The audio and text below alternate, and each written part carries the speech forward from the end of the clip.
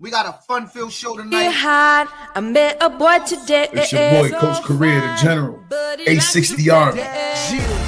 She loving my style every time I'm. You ain't need more money, Tito. You could have just invited 6 or 8 you down to Nationals. I'm around. When certain people don't get their way or they feel slighted, they feel like they have a right to call us and voice their opinion. You don't. We locked Clear. I've never removed a staff to allow a staff to move up. No, Never. that's not what I'm saying. Now everybody's a personal trainer.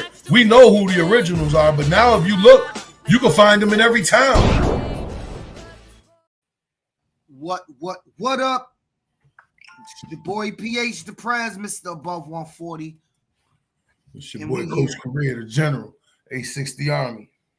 And we are back like we left something fun-filled, packed show, doing what we do, talking about what we talk about, because we talk about stuff that no other youth program, no other youth podcast talks about. We get down to the real stuff, the real issues affecting our community. Tito, how you been, brother? How's everything going? Everything going good, brother. About to be back up the way tomorrow. Getting ready for that. Oh, going to Paradise, huh? Yep, going back to Orlando, yeah. Got to go back for my mother's B-Day weekend. Go back, yo, check on the field that you're going to be playing that at the end of the year. Yo. Yeah. I'm going to go over there to the spot, though, to the barbecue joint over there. Oh, yeah. What is it, a P&D? Yeah, I'm outside. Absolutely. I'm outside. P&D soul food, brother. Looks good. Yeah. Looks good. Let me finish the shares and I'll be right with you, cuz. Yeah, definitely. I don't have my typical fruit, but I'm drinking tea today, y'all.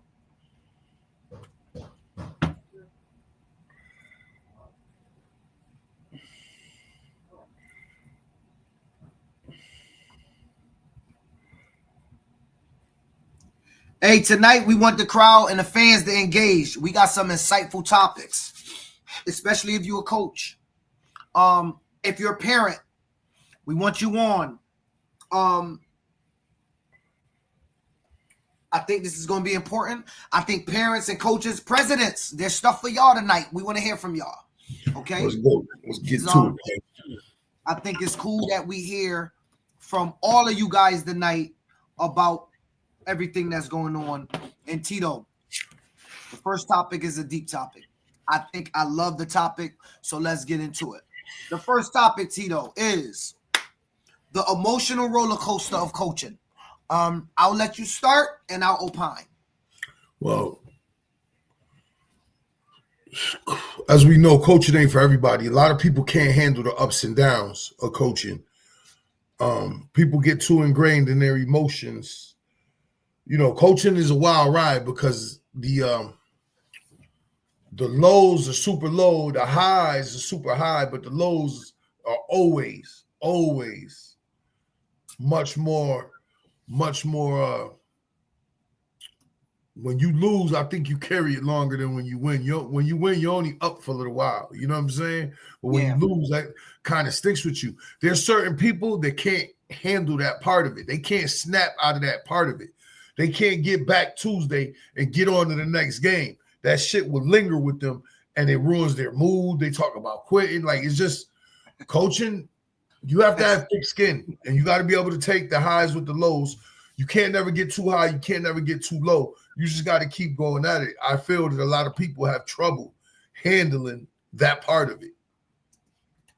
So I want to say that I think people need to, before you jump into youth coaching, before you get off the step and just jump into youth coaching, because let's be honest, that is the lowest bar for you to get into coaching.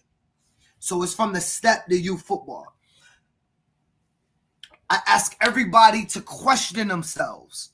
Do you have the emotional intelligence to coach this game? Everybody think they do as a fan. Because even if your team lose, you get clowned on Facebook a little bit, in a day or two, you don't care. You're actually not getting anything from it. If you bet, you lose a little bit of money, but you don't have vested time. Like, the one thing we'll never get back in life is time. Like, that's the one thing you're never going to get back. That's why I think the game affects us so much.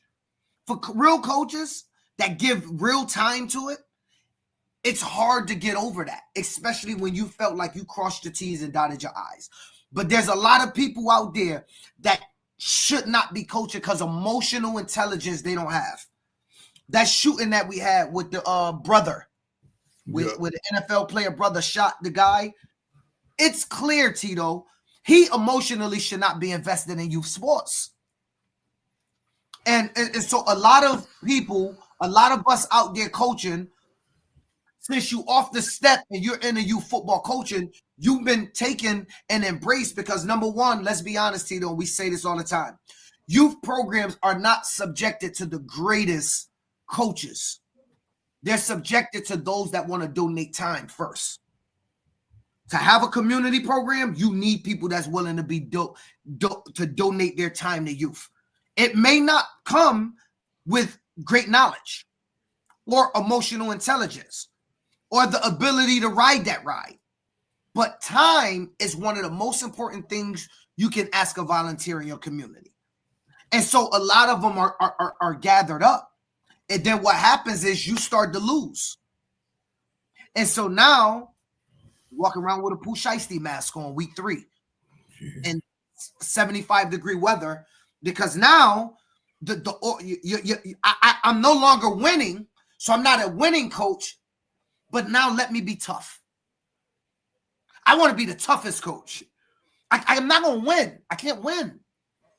My emotions don't tell me, Phil, settle down, get back on your grind, get back in the books, like education, go back, start off at the X's and O's, change your playbook.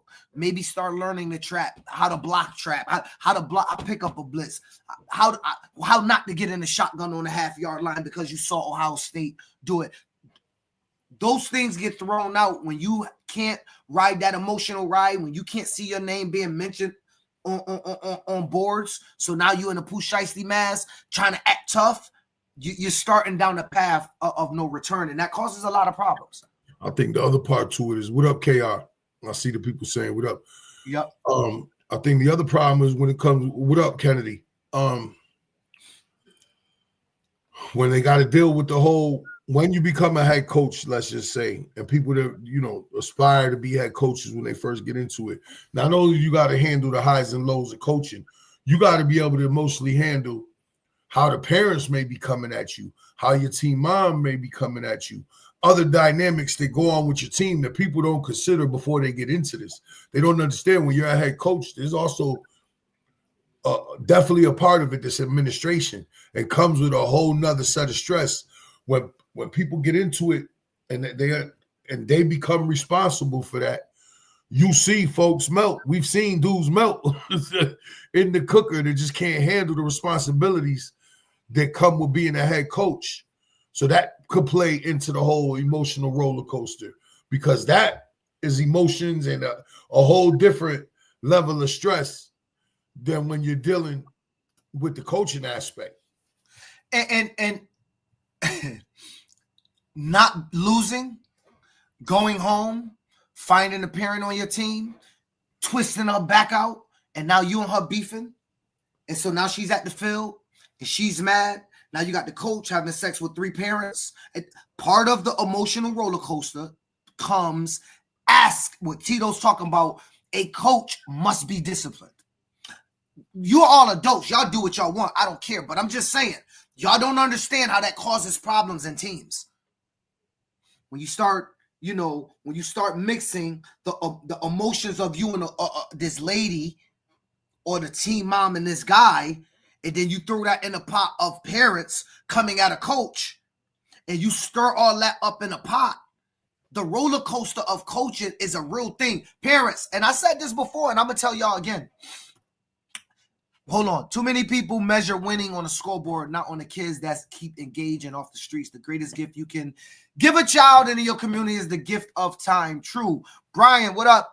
Brian Picarello said, what up? 24 years coaching, more lows than highs. Biggest high on honestly is seeing the boys become young men and succeed. True.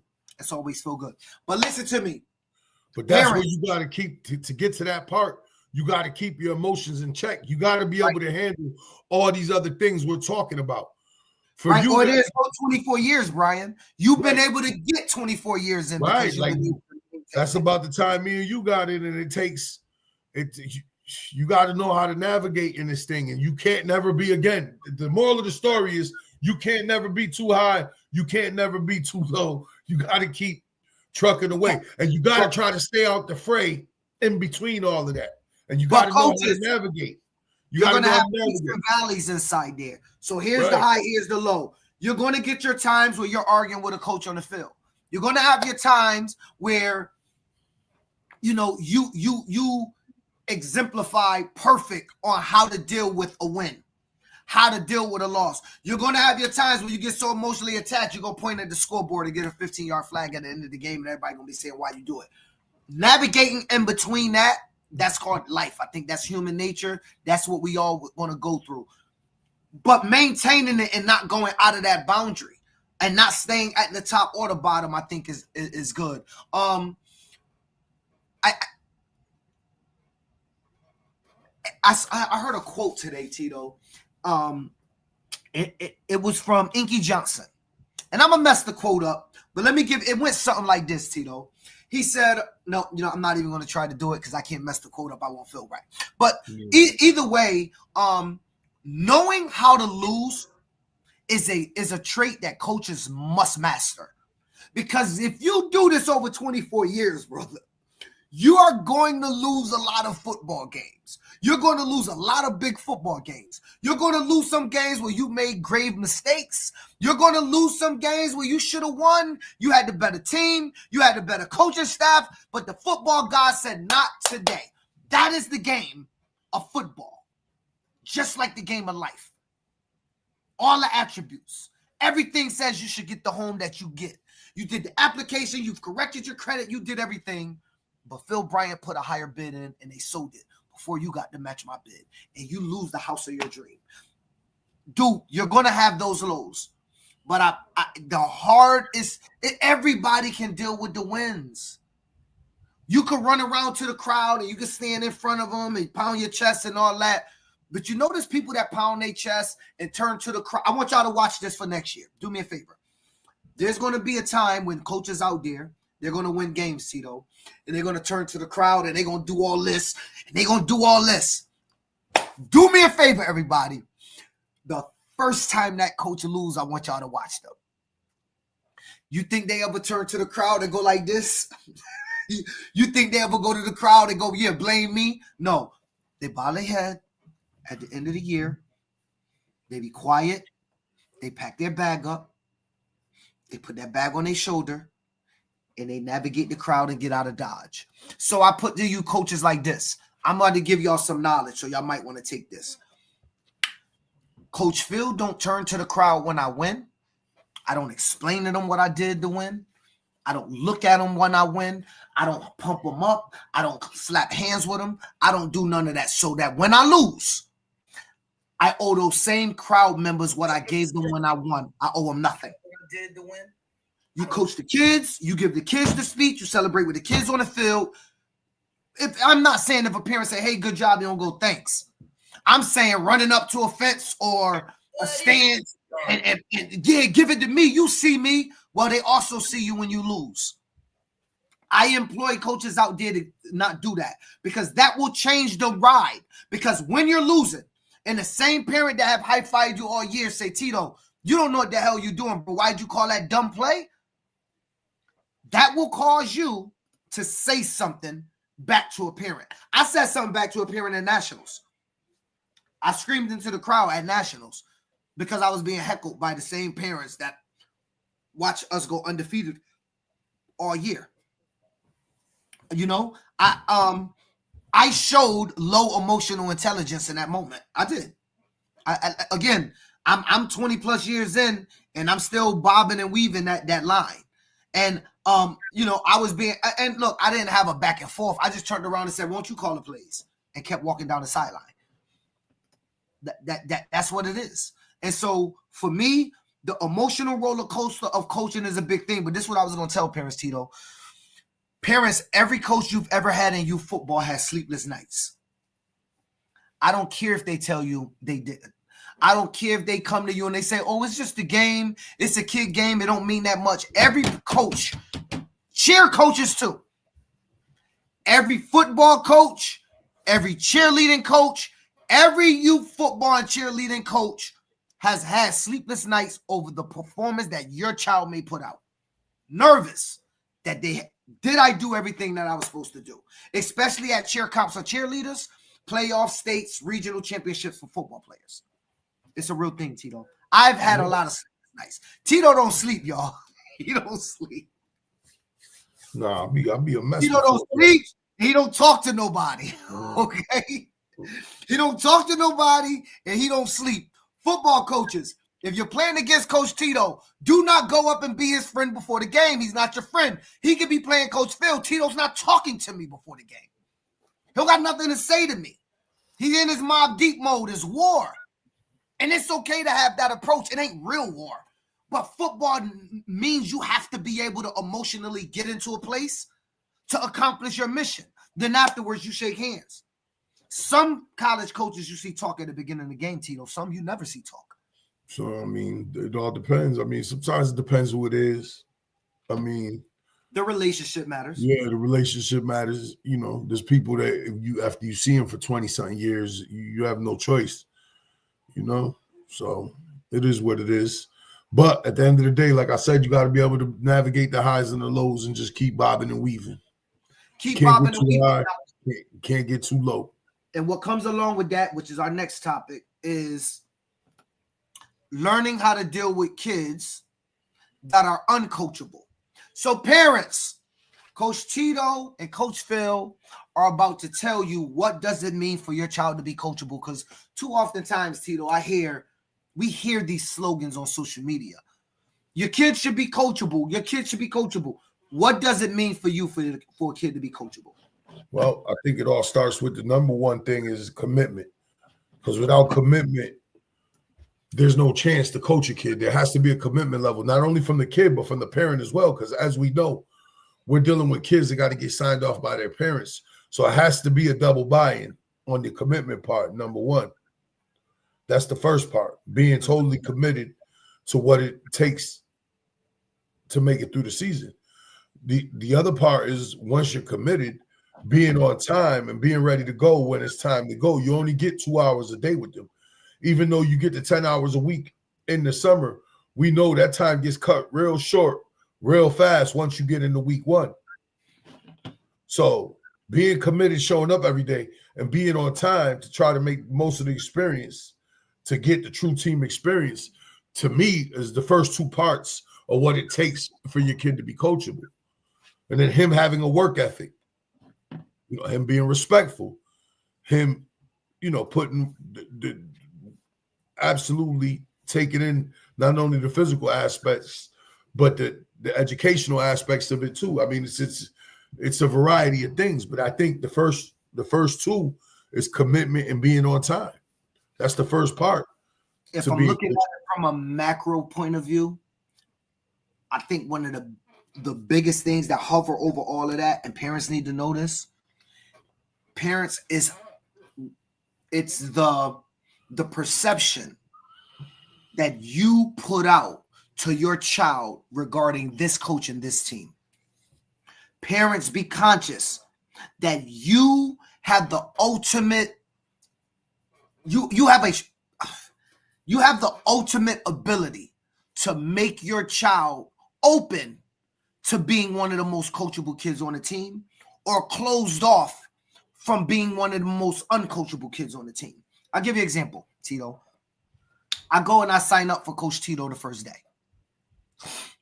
And I got my son in the car, and we going to your first practice. Now, one or two things can happen. I can have a talk with my son. I say, son, listen, nothing is given, everything is earned. You go out there, you run hard, you listen to your coaches, you do what you're supposed to do. You have high football IQ. If they ask a question, you know the answer the question. If you don't know the answer, you ask that coach so you can get the answer. Make sure you're developing every day.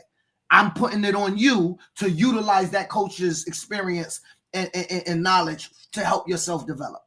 You at 12U, Tito? That's not too much to ask. That right there tells my son, hit that field, be coachable, do it. Or I can have another conversation. Man, listen, bro. I don't really do you. Yeah, stuff that don't mean not non-football stuff. Man, you know how we do, bro. You know how we do. We score touchdowns, bro. Get out there, let them know what it's like. Score your touchdowns. Don't listen to nobody. If you got a question, look at me, bro, because you know me. I'll tell you what to do because I know football. I played high school football. I was all state. Now your son got to listen to your old story.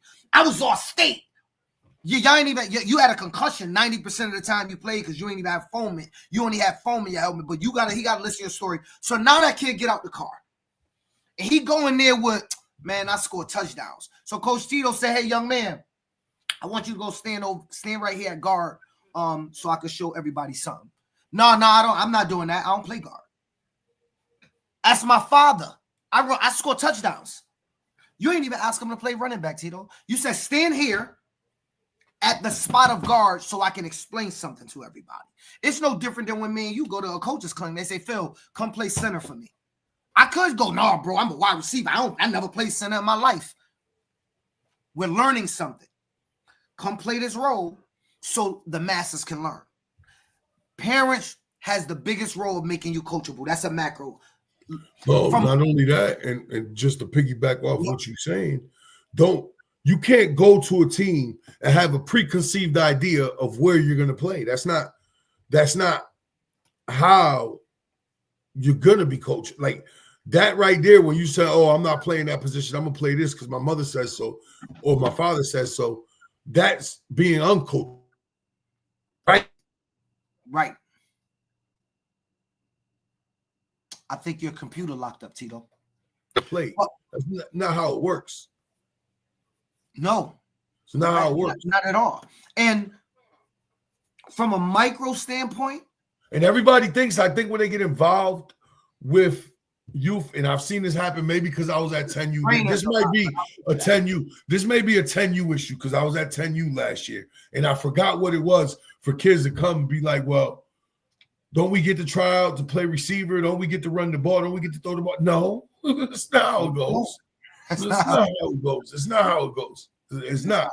At 6U, you can say everybody will get the ball. Right. If you get into this thinking that, I think that somebody's steering you wrong because you don't get to tell the coaches where your kid gets to play. That's one of the first parts of being coachable. You're going to play where the team needs you to play, where your coaches see fit for you to play. And you got to accept that and do the best you can at that for the betterment of the team. And that's a big part of it as well. But that might be a whole nother conversation. And let me say this, parents, if your child is working with a trainer, that's great. They're getting off-seat training, that's great. There is no translation, for the most part, between what the trainer wants your child or think of your child and what the coach think of your child. They're not operating under the same guidelines. You're paying your trainer to make you a better lineman, quarterback, wide receiver, running back. The coach is deciding on who would be best at quarterback, running back, lineman, etc., to make this team to give this team the best opportunity to win while developing everybody at the positions that's best for the team. I might beat with a trainer at quarterback. Parents, keep your child idea open that because he did training all year at quarterback, he very likely may step on the field at the Hartford Hurricanes 13U team and not be the best quarterback on the team, but he might be the best cornerback on the team. So we don't put him at quarterback, we put him at cornerback because he's the best cornerback on the team, but he's not the best quarterback on the team. And I heard a story, Tito, about another dad that's moving his son to another program because he want to win football games. Because he can't win. Can't find a way to navigate himself to victory. So he's jumping. Now he's jumped to a new program. And I'm telling you, that culture right there, Tito, this is a third aspect of it, creates an uncoachable child. because you start to teach your child, you don't have to stay on the team and become better than everybody. Just move to a location that you're the best in. To me, that makes an uncoachable kid. Right? No, that's the wrong message. You never learn. If you never face adversity, you don't grow. I mean, one things I've learned in life is, the growing don't happen until you're facing against all odds type situations. And sometimes being on a bad team may be the greatest lesson that you'll ever learn as a competitor in your life. But these days, we don't give it a chance to develop. You just move the kid, hood hop until you find the right situation. Now, look, if you've been in a program long enough to know that your child isn't developing, you have every right to want your child to develop. Understand what we're saying. We're not stupid. We're not saying stay with coaches that's not developing your child for the sense of loyalty. It's not what we're saying. What we're saying is, my child is developing. My child is developing under Coach Phil at 10, developing under Coach Fred at Tito at 11, developing under Coach Fred at 12, but I'm taking him from the program, Tito, because you're asking him to compete with a kid that's better than him. And he should not have to compete with a kid that's better than him, Tito. No, you see that happen all the time now. I'm taking him to a location of some coach that has promised him no competition. You can have the spot. Forget about competition. See, I got a plan for you. Come over here with me. I'll give you the spot. Don't worry about having to compete with the quarterback Tito got. He won't say he's better than you. He'll say, no, trust me, they don't got a plan for you. I do. And the truth of the matter is, every person that sits at practice and watch their child, deep inside, they know if their child is better than the kid or not better than the child. Most parents know when daddy ball is being played and when it's not. Most parents do know that. What the thing about it is, Tito, the parents that drop and leave show up to the game and they accuse you of it. But the ones that sit at practice, you rarely ever hear them say daddy ball unless daddy ball is really happening. And that brings us to our point. So the no program owns your child, move as you wish. Is that a good culture or a bad culture? Or is it somewhere in between? I mean, you need parameters. At least up this way, you would need parameters. There's not enough kids playing football in New England to not have waivers. Because if you drop the waivers and you just let everybody go to certain locations, the ecosystem is going to be way off. You're going to have nobody to play. And the way we're constructed in New England, there's not too many programs, maybe a few, not even a few, a couple that could potentially have the type of resources to do that type of traveling, to carry that type of no waiver team goers as you wish type philosophy. I think without the parameters, there would be no games for us over here. So I believe waivers in our area are necessary because it keeps order, it keeps some kind of order. I agree. I'm a fan of waivers. I don't know why people are so upset with. I'll speak of Pop Warner because I'm in Pop Warner. The Pop Warner waiver system, that if you're Division II and you get over 10, you're in D1. I mean, I think that's only right. I think that if you have 25 kids from Hartford on your 12U and 13U team, why should you be able to play a team like Naugatuck, Amity, when they only have Naugatuck kids and no access to 25 or 30 kids from Hartford? And so I think that creates the balance, right? That creates a culture, i.e. Tito, that's why we have games in Pop Warner. Complain about the waiver rule sometimes, but that parameter and those rules creates the balance that why, Tito last year can play 8 different opponents, get into a playoff, 2 or 3 different playoff games, get into the regional and play. This is why you can play games and have a parity, because the rule and the structure in our area. See, too many times, Tito, I don't like when I hear on these chats, especially from us from New England, Yo, let's do what they're doing in the Eastern region. Let's do what they're doing in Florida. Let's do what they're doing in Mid-America. We don't operate like that in regular life. You don't go, oh, I'm going to run my house the way the dude run in Florida that don't get snow. I don't need a garage or a basement. They don't have those in Alabama. I'm going to utilize my house the way they do in Alabama.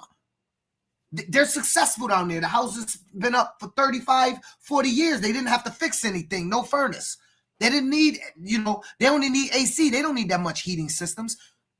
And so you have to operate based on where you at and what's best for you. And I think what's best for us is 100% to have waivers. I think making a whole with over 10. Again, I'm not speaking. We're not speaking what anybody else is doing. Right. I'm saying that from what we got going on over here, I know the layout of what's going on over here. If these parameters weren't put in place, you'd be down to probably 6-7 teams potentially that could travel somewhat. And once those teams, you play them, you'd have to go 3-4 hours for games. And there ain't too many programs that can sustain that type of financial obligation that I know of that would be built to handle that type of travel for a whole season and then try to play in regionals and go to nationals and all of that. No, there's not maybe one or two programs I know that have the type of bankroll to do that. I don't know a third. Put it that way. So when people always say we need to do what they do, it makes no sense. That's not how we're constructed here. People need to let that thought go. Let it go. You get to do it in the spring. Love it in the spring. Because in the fall, there's rules. It's always been that way. Tyree, I'm going to answer your question. I hope you can hear me clear, Tyree. I'm going to try to answer your question to make it as clear as possible so you can understand why our leagues in New England must do it that way. So everybody talk about how West Chase was able to have, when he said publicly, they had one row of teams, Division I and one row D2. Well, that's in Florida region, Ty. And I know you think making a whole program go D1 is lame. Let me give you an example. The Hartford Hurricanes make our 13U this year Division II. How many teams do you believe in Division II would stay in Pop Warner and play us? West Haven was in Division II. Our 12U from last year, defending national champs. If we plopped them in Division II, we kept 11U D1 and put 10U in D2, the problem you guys don't understand is y'all still don't seem to understand the layout in New England. In New England, in Division II, it is small town football. You don't have to like it. There is not that many Division I, quote, programs. Let's take the state of Connecticut. You may have 8. We did this before, Tito.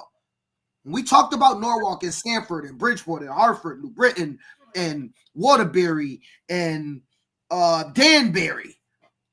We didn't come up with that many, Tito. We didn't even get to 10. No, you ain't got. We ain't even got 10 large city populations. Let's be honest. If you take the state and you take Hartford and you go east, it's more land than 203, but it's not populated. When you get to Stores, Brooklyn, Connecticut, when you get up to Hebron, Connecticut, all the way down to when you get into New London, and New London's small. Everybody think it's big. They think a casino. New London population-wise is small. So if you think about it, how many teams are going to play the big cities or that team when they're in Division II? Nobody. So what do? We'll end up in the state that the other leagues are in. Teams start leaving. Everybody's gone. And now you got Hartford in D2. We feel good. Oh, yeah, we in Division II. They ain't move us all up. And then what do, Tito? We go on New England Youth Football Chat. Yo, who's scared of smoke? 9U open this week. Yo, my 10U open. Who got a game open for us? Yo, I got an 11U team open on September 31st. Yo, we willing to travel, willing to go anywhere. You didn't see the Hurricanes post that all season, Tito. You didn't see Bloomfield posting that. You didn't see Windsor posting it, right? You didn't see, You you didn't see Manchester. We didn't see those teams posting it. You didn't see the Boston Raiders. You didn't see the Boston Raiders begging for games because we have the rule structure and the parity, and that creates the ability to create good scheduling. So the Boston Raiders can play 4 home, 4 away, 8 different opponents. They ain't playing Hartford week 1, then week 3, then week 5, taking week 6 off, and week 7, and then we back week 8. You didn't see that. And so that's the beauty about having those rules. And say what you want as you wish. The Pop Warner rule structure for New England works. It works. And so no kid listen, when you talk Pop Warner, nor AYF for that matter, says that a program owns your child. It does say that a program that has been loyal to another program, if you're going to be in our program, I'm allowing Tito to make all decisions in his boundary. That's not any particular household or child. I own the boundaries in Hartford. If you want a kid from Hartford, you're going to have to deal with me. In Pop Warner. You don't have to like it. No, they didn't say Phil Bryant owns Justin Bieber. No. Phil Bryant and the Hartford Hurricanes controlled the boundaries of the city of Hartford in Pop Warner. Y'all forget that part. In AYF, it would be in AYF, in UYFL, and CTYFL. You don't have to be in that in whatever that league is. You don't want Hartford Hurricanes to control where your child play? Go outside of Pop Warner. Then you don't have it. But see what you want? Here we go. Now, Tito, to me, this is exactly what we was talking about last week. This is a statement of privilege.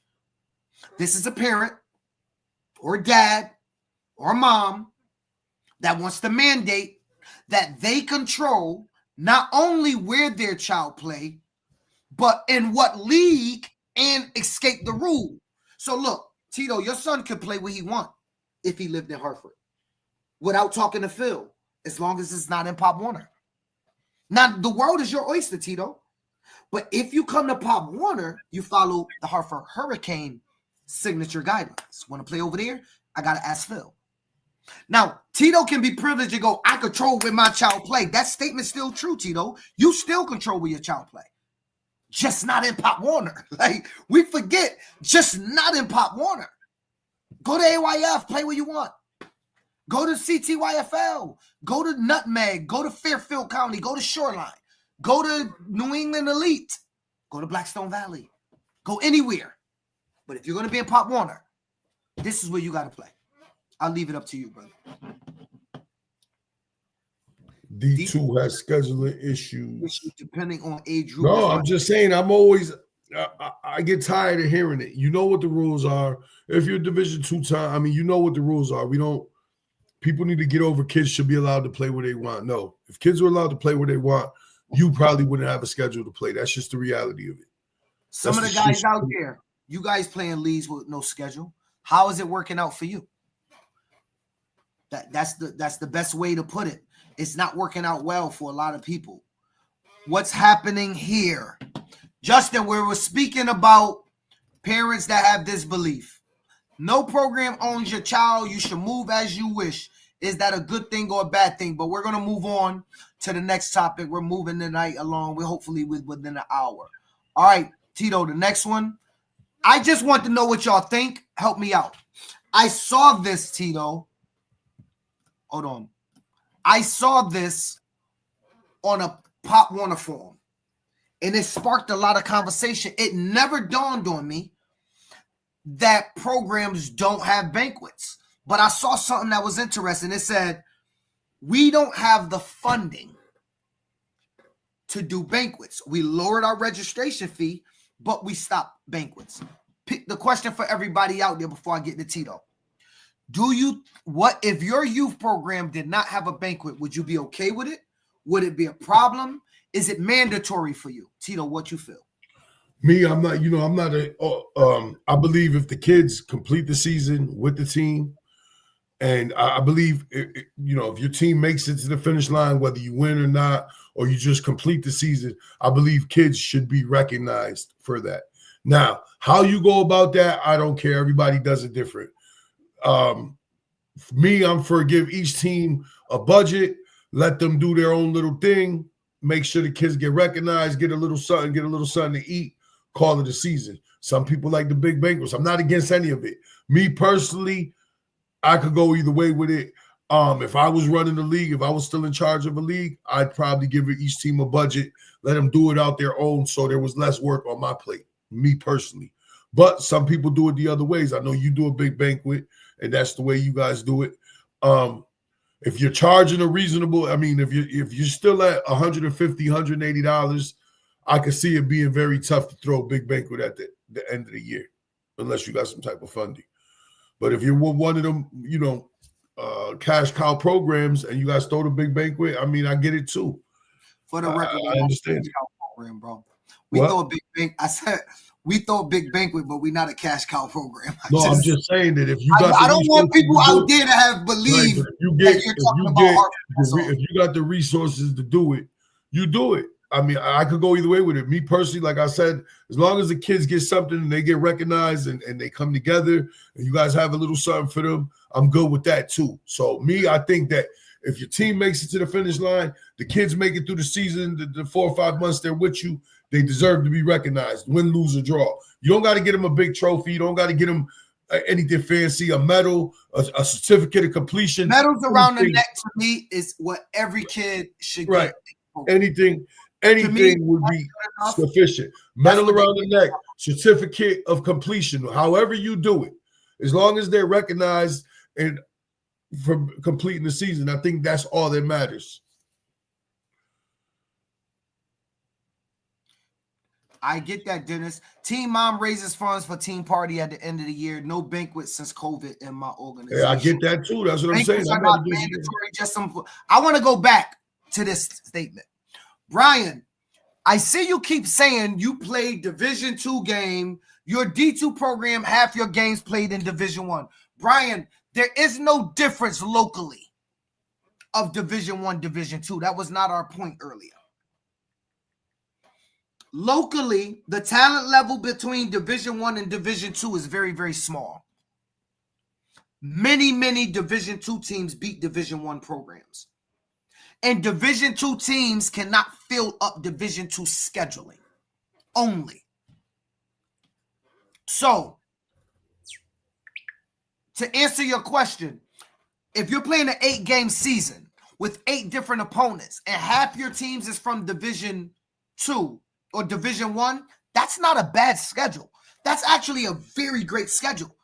Talk to the guys in AYF. I spoke to an AYF program in AYC, Tito, that told me out of 6 games, 4 of their games was one opponent. Now, Tito, that team got under 60,000, and the team they was playing got over 150,000. And that was 4 of their 6 games. So to complain that I played 8 different opponents and 4 of them was Division I, to me, that's not a valid argument for bad scheduling. That's great scheduling. Because I would think as a Division II program, you just use Division I to sharpen your steel. Because when you break off to the playoffs, you go back to Division II. And so for me, I don't think that that's bad scheduling. In my opinion, I'm not a D2 program. These days, if you get a schedule with 8 different opponents, you had a great schedule. Right. I don't think it's a bad thing. Banquets are nice. Doesn't have to be huge hall, but gathering to recognize the team. Yeah, absolutely. I could go either way with it. Like we could do the big. I'm a fan of medals personally. Phil, I think you should do a banquet for 860-203 versus 860. I was going to talk about 203 versus 860, but it ain't coming tonight, y'all. Still some details to work out. It's going to be dope, though. Let's not get into it, Tito. Let's keep moving on. Yeah, so to me, I'm going to tell y'all something. And I'm going to tell y'all why I don't give out trophies, Tito. I used to give out trophies to every kid. Small trophies, every kid. At some point, Tito, I became not a fan of handing trophies to kids that didn't win anything. And I know people may talk about that, but I'm not a fan of giving you a trophy and you didn't win anything. Because I started saying to myself, me as a president, if I'm going to truly put together something that's going to mimic life and teach life skills to these children, Tito, don't nobody reward you for mediocrity in life. And nothing you do in no other sport. When they leave us, Tito, and youth football, they will not get a trophy for going 4-4, Tito. You get one when you make All-State. You get one if you win a state championship. They may get you rings. You may get varsity jackets. You don't get anything for mediocrity. And so when do it become incumbent upon us in the youth football community to truly start the process of teaching these children? Because we always say, oh, we want to get them better for the next step in life, but then we want to treat them like babies. We can't have it both ways. We're going to treat them like the next step in life.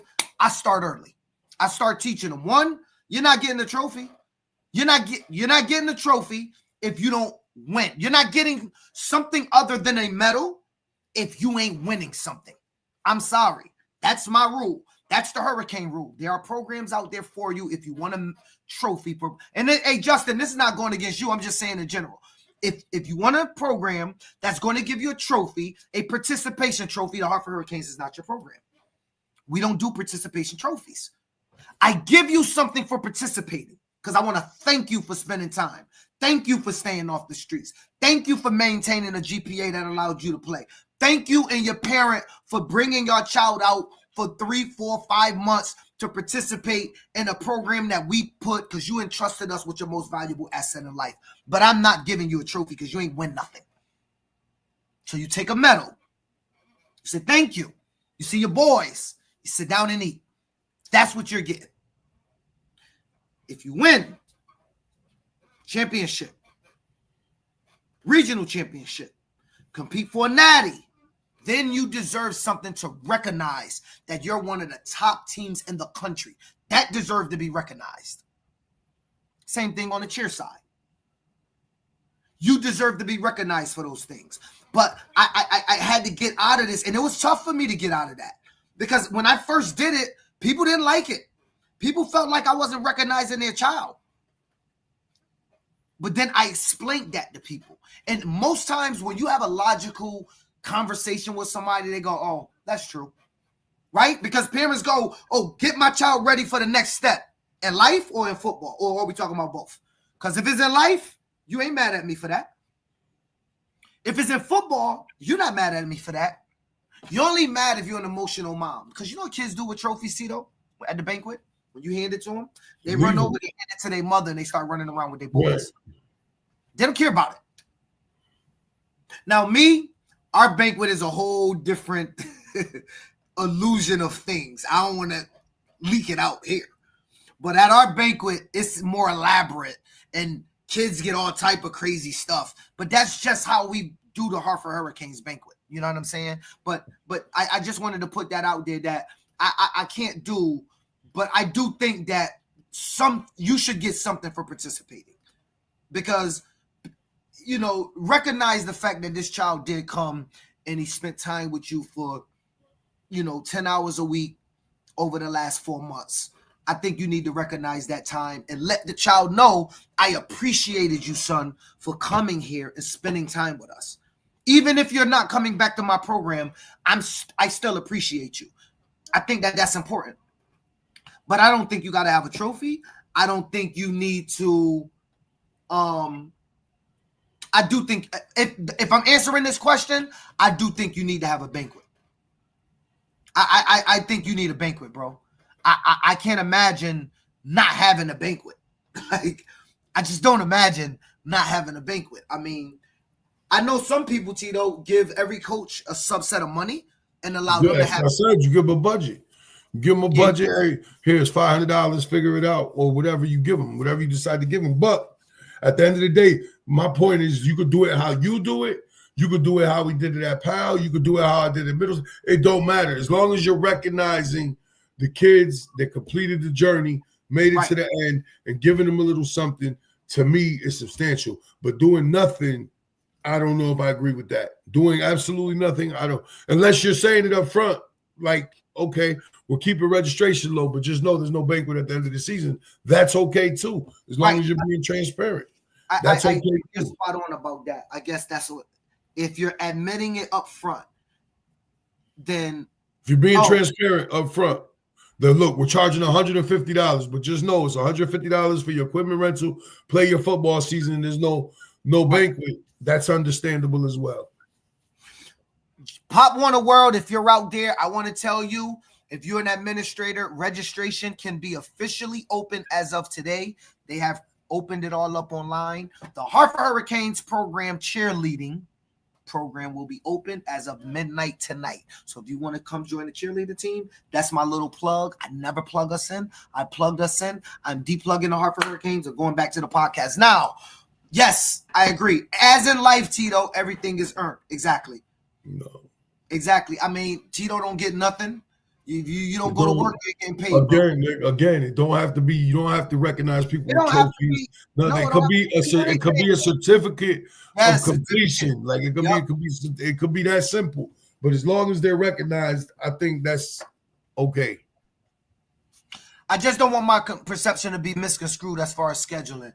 I don't care where the competition comes from. Playing the best teams locally and beyond should be our goal across New England. I think that's what they try to. I mean, I believe I read he's from Hamden, so he must be with the. It's a great thing that it's not a complaint. It's the landscape. I don't believe in the D1, D2, or D3 thing. Honestly, I'd rather play the best teams locally. I got you, Brian, but I'm confused then by your statement. If you don't believe in D1, D2, D3, why does it matter that you play so many quote Division I teams? I guess I'm confused on that statement. But I mean, it's just the conversation. I'm confused on why it would matter. But we can revisit that as you talk. Yeah, let's move. Let's move. We might get out of here on time for once. NFL CFB recap. Which one you want to start with? Let's start with the college one because it's only 2 games. It's 2 games.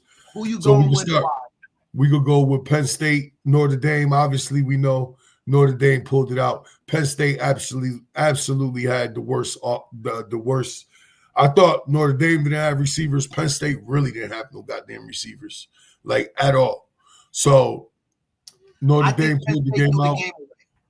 Penn State had this game won. They had opportunities. I'll tell you, Tito. We've been on this podcast, Tito, since I think it started November 17th. Every Wednesday from November 17th, we have had discussions about these damn OCs in youth football all the way up to NFL now, and the damn shotgun at the goal line or in 4th and short and 3rd and short, and it has been costing them games and championships. We've seen them blow regional championships to college national championships. I do not understand. And look, I don't want any of my opponents to get under center. I want you all in the shotgun when I play you. But I don't understand it, Tito. Nobody could ever explain the logic to me of snapping the ball 6 yards back to try to go 1 yard forward. So in theory, we got to go 7 yards to get one. It's not efficient. I don't understand it. I don't understand the data out there that shows. I don't even understand what the infatuation with it. But clearly, even in Texas, the next game we're going to talk about, they were the talk from the gun, toss left from the gun. Doesn't even get a yard. Doesn't even get a yard. He lost like 5 yards. He tossed left. And listen, bottom line is Notre Dame is in the national championship. Do I think they belong? I don't know if they got enough to play with Ohio State. I'm still picking Ohio State like I did on the panel. Ohio State's my favorite to win. But after seeing Texas making it a game to late with Ohio State didn't have like that that sauce on them like they did the first 2 rounds. They jumped out on them like a pack of wild dogs. Ohio State went into cruise control.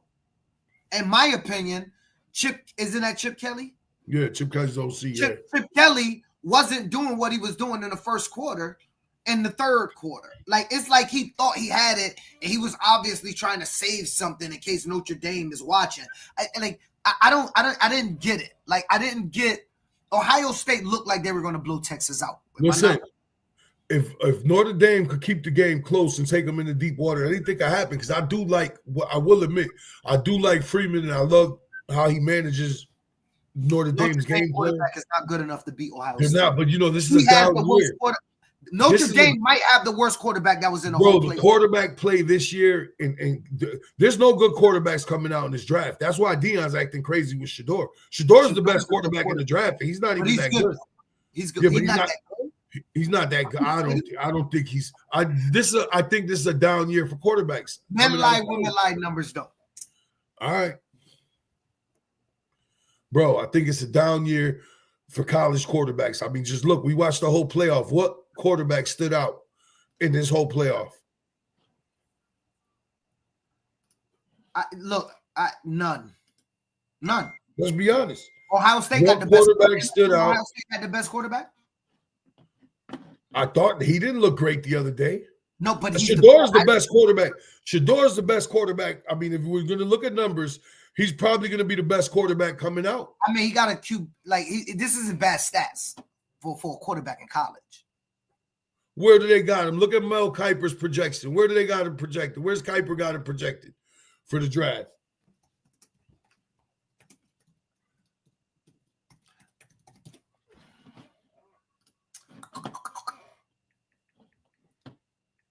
They got Cam Ward going first and Shedeur going second. That's Miami quarterback going first. Yeah, no, he's a. This is what I'm saying. So none of the four quarterbacks that we have in the playoff, they both have Cam Ward going first. None of the quarterbacks in the playoff going. Jalen Milroe going second. That's a farce. I'm a Bama fan. Jalen Milroe will not go over Shedeur, bro. No, absolutely not. I don't even think he should come out. It says Jalen Milroe. He a junior. Yeah, I agree with you. I don't think he should come out. I mean, last year we seen he had throwing issues, and this year again he had decision-making issues. But anyways, yo, you want to hear something interesting? I still like Ohio State. I think Notre Dame, if it goes into deep water, can win it, but we'll see. I think Ohio State still has too many NFLers even for them. So I'm still going to Ohio State. Before I get back to that, there is no projection of any quarterback that played in the entire playoff system in this draft. Yeah, no, it's a bad year, down year for quarterbacks. That is a wild football. I don't know if that ever happened. But anyway, I'm going with Ohio State. I just think Ohio State got too much, Tito. Too many NFLers. I think I looked at their line. Yo, Notre Dame is built off of thin, speedy guys. You could see Penn State, all they had to do was run the ball. They would have won that game. I don't know. I don't know why they went away from the stretch game. I don't know why they went away from the stretch game. When they were running stretch, they were completely dominating the line of scrimmage. Soon as they got cute with the running the wide zone stuff and all of that, the game changed and let Notre Dame hang around. Notre Dame pulls it out late. Like it was just bad coaching. I think a banquet should be mandatory. It teaches kids how to act more professional in the environment, and they can't act wild. It teaches life lessons, teaching them to turn down a little more, dress nice, and be recognized. Except Sam, all banquets don't require you to dress up. Ohio State will crush Notre Dame. Jeremiah Smith is a straight dog. Penn State should have played for OT. I agree. We all agree on that. I don't care where on the field. Anything under 10, maybe 11, shouldn't be under shotgun. Shouldn't be. He means they shouldn't be in the gun. You should be under center and not under the gun. Be in a shotgun. Shotgun 3rd and 1. Look, my Washington Redskins did the damn 3rd and 1 shot. Which leads me to the next thing. I was pleasantly surprised with the NFL playoffs this weekend. I thought it was a good weekend for the NFL playoffs because there was some decent quarterback play where we got none in the college playoffs this year. God. We got no decent quarterback play, and which I couldn't name you. I've been a college football fanatic for almost all my life, as long as I can remember. I can't name you another playoff or anyhow all the variations of the playoffs and things they've tried where it was this bad that all the quarterbacks were this bad. There was no quarterback that stood out and took over a game in none of these games. There was no quarterback that led the charge for their team to win. Everything was just sloppy play. All the games were sloppy play from the quarterback position. This year is the first time I saw clearly that the level of play between a college quarterback and a NFL quarterback is not small. It is a big, large, massive gap. Look, you got no Jaden Daniels. I mean, what Jaden Daniels a you year had ago was in college. Right. I'm saying you didn't have not even one dude that stood out like and that was a true rookie that played in the NFL game. I mean, he was playing college last year. Yeah, there's no quarterbacks in the playoff right now. No, none of the quarterbacks in the playoff look like they should play on Sundays.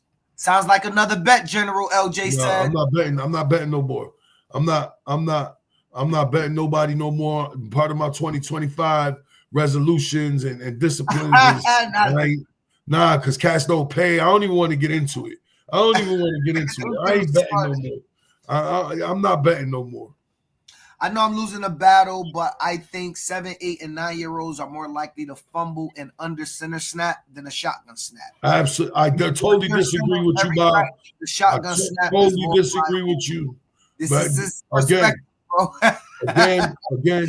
They're dealing with the number one anti-shotgun person. If he can't do it, it's because you can't teach it. It's not that they can't do it. It's you can't teach it. That's a whole different thing. Because I've been teaching under center for 24 years. I don't teach nothing else. Every group of kids I've ever coached been able to do it because you got to be able to teach it. So, Bob, even if I take your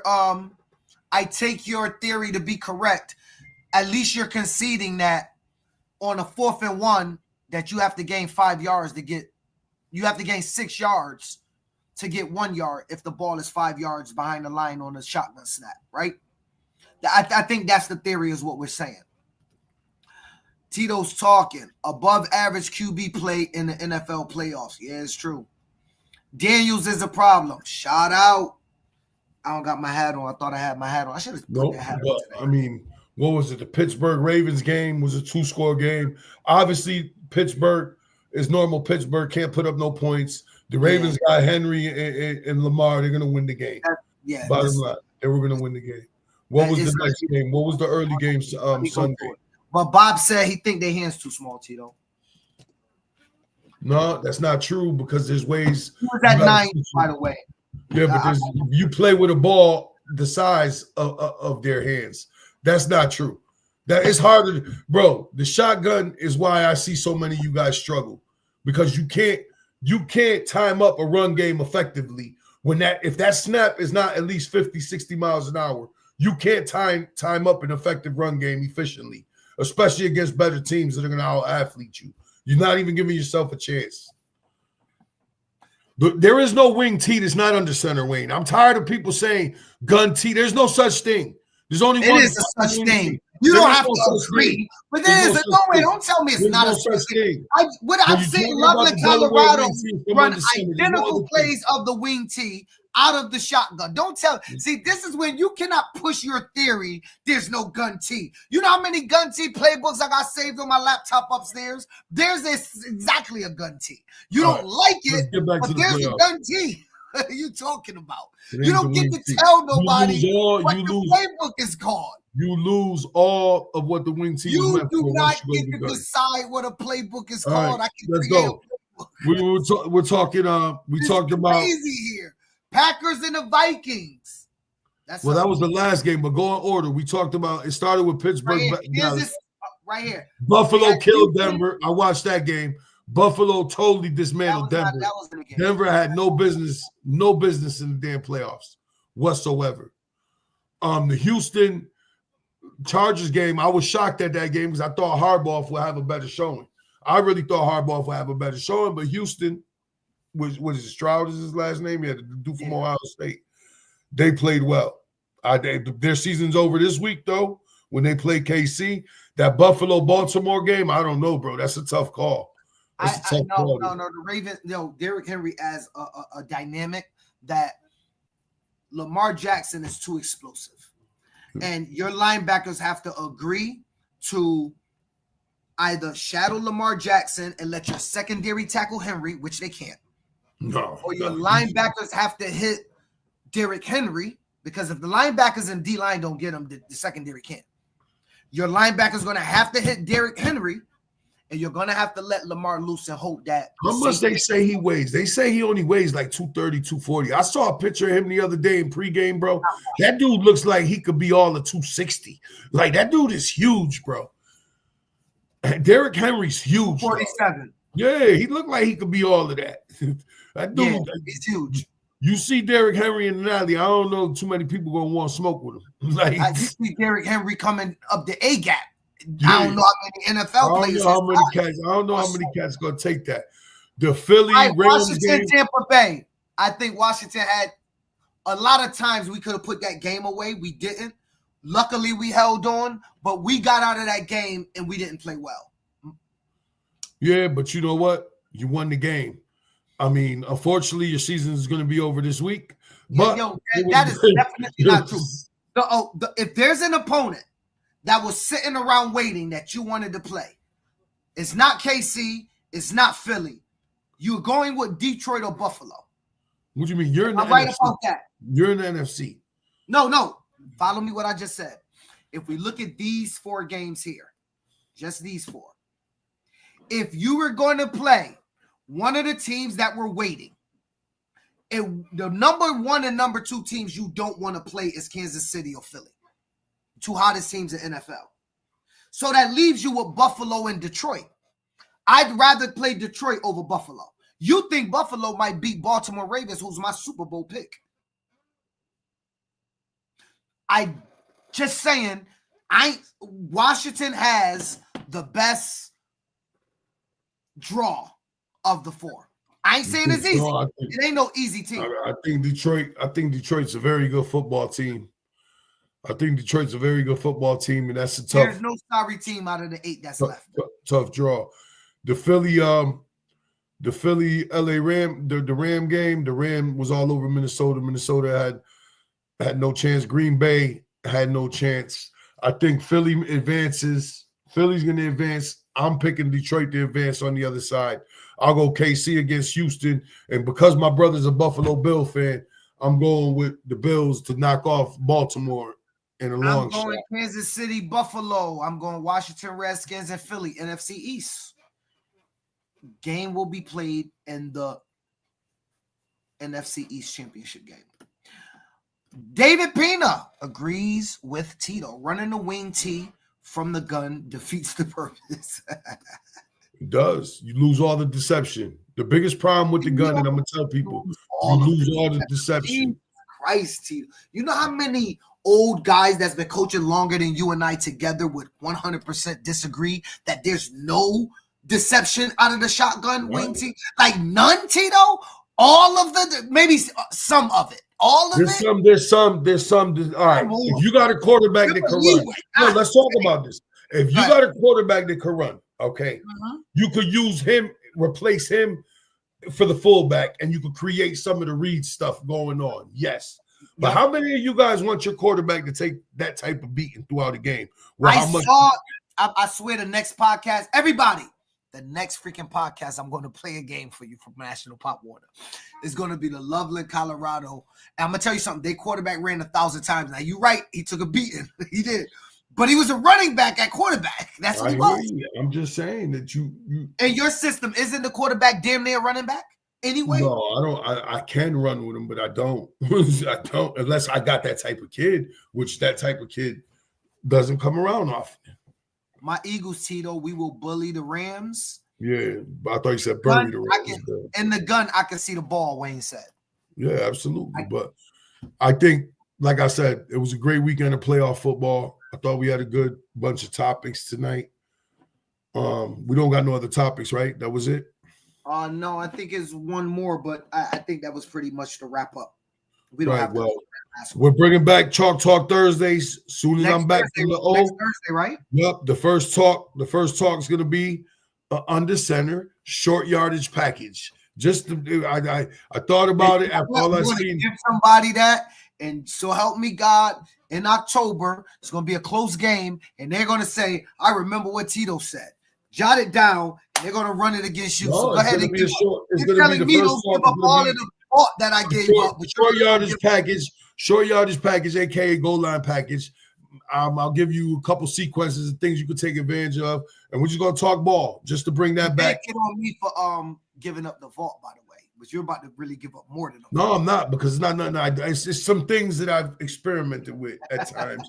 That they're generic things. We're just gonna to show people how when you give your team a play, how you're supposed to explain the play and everything that goes into the play, from everybody's steps, footwork, what you're looking for. Yo, I got your video. You should play your video. Which one? The wing. Come on. Which one? Not the O-line clinic. What up, Pittman? What up? Thanks for showing up the other night, brother. I'm saying they might run out of him. I ain't saying that. Hey, Tito, hey Matt, peace out. The last one was a disclaimer, but we can go over that next one. Well, the disclaimer, I mean, the bottom line is like, dude, like it's not even a disclaimer. That was the wrong word for it. But the bottom line is, look, we know there's a lot of people gunning for us, bro. Like, we know there's a lot of people gunning for us. Just know you can't do it the way we do it, bro. Like, over the last month, I'm not one to give flowers, but when you told me the numbers of how many people are running through this platform in the last month, I think people understand that we're in a different place. And yes, we have spawned a lot of other platforms and other organizations, but yet ours continues to thrive. I mean, our views say it all. What did we get in the last month? You said 600,000 hits or something? Yeah. 600,000 hits, what? 690, 700,000 hits? That's crazy from where we were. Yeah, where we were. I mean, we know how, we just know. We know who's with us. We know who's against us. We know all the people we created, and we're going to keep doing what we're going to do. We're going to bring you guys new stuff, new ideas. Phil got something big in the works. We're starting Chalk Talk Thursdays again. I got a big announcement I'm going to make within the next month. A huge announcement, something I've been working on for years. And we're just going to continue to plug on and keep trying to push the culture forward. That's the disclaimer.